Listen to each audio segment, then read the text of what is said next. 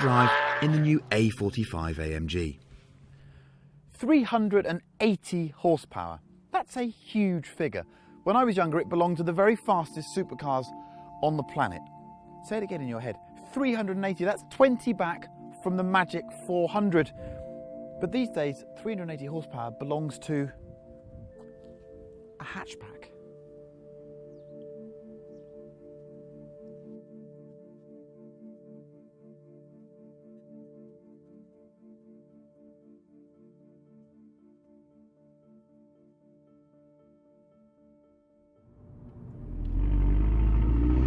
It seems quite strange to be driving a revised A45 AMG because in my mind it's still a very new car. Anyhow, what was, when it was launched, one of the more extraordinary four-cylinder powertrains that I'd ever driven, or anyone had ever driven, has now been revised because the world has kind of caught up, hasn't it?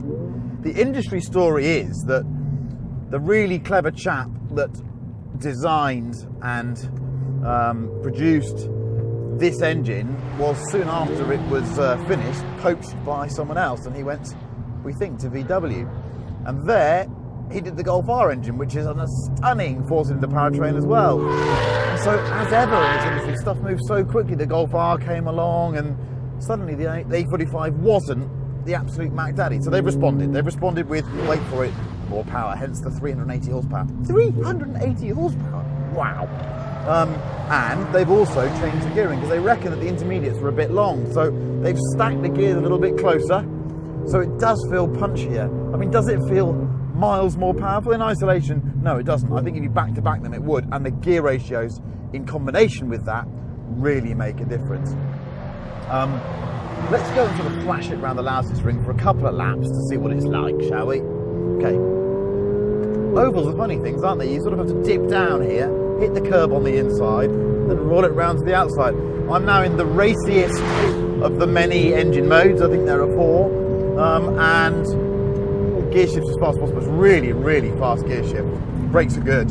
Good, strong pedal. Braking down. Just got to try and meet that apex. Did I manage that just about? Over these curves. We've got this switchback. It's a Haldex four-wheel drive system. Fundamentally, the car does have understeer. Okay, hate to disappoint you. I'm on a Dunlop Sport Max as well.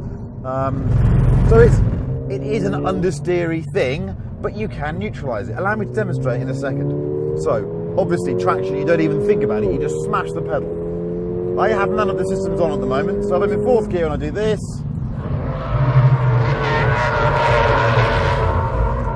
Then we get quite a lot of oversteer. In fact, we can do it here as well. So it is a little bit adjustable, which I like. You have to be quite aggressive with it. It's mighty, mighty fast. Does it feel like a sort of Nissan GTR four-wheel drive system? No, it doesn't. It's the old Haldex, but it's kind of the only solution for a transverse engine front-wheel drive car. It's a good little circuit, this, you know. It's a good little circuit. Steering, really pleasant. I like the weight, I like the speed of it too. Oh, what does it do here? Oh, yeah, does that there. Wow. Yeah, it's a monster little package. Of course, a dry racetrack is not its favourite place. Where we need to really exploit this car is, of course, a sort of damp B road in the UK, where I suspect it would leave most things for dead. Does it do enough to stay ahead of the much cheaper Golf R? I'd want to drive them back to back, but it's quite a step on. It's quite a bit quicker, I will say. What about the Focus RS at 28 grand? I think that's going to shake things up a bit. I really do. What's that? 4th gear. We bung it in here. Oh, I do like doing that. And then we're through here. A bit of a bung there.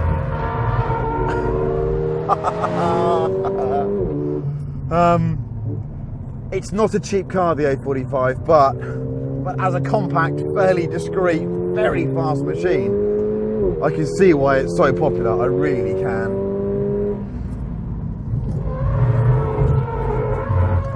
That's just naughty. That's just naughty. That's plain naughty. Now, the one thing that I cannot demonstrate to you here, I'll back off for a second, that is so important about this car, I think, for the UK customer, is there's a button down here, and it's a damper button. At the moment, I'm in the firm dampers, which I feel is a close approximation to the stiffness of the older car. If you press the button, you can soften and slacken the dampers. And then, I've been out on the road earlier, you have a much, much more supple machine. And that was, for me, the last car's downfall. It was just so stiff and busy on the road. This is much, much nicer. In fact, as buttons go, this provides one of the bigger differences that I've come across. So a big change there and a good change. Anyhow, wasn't it nice to see something moving and sliding around in amongst all that static stuff at the motor show? A45, it's a bit of an animal. On the road, when it's damp, hard to see how you could find something an awful lot quicker. Compact, immensely fast, secure, and if you've got space, you can throw it around and it'll do all those angle things as well. It's a proper AMG.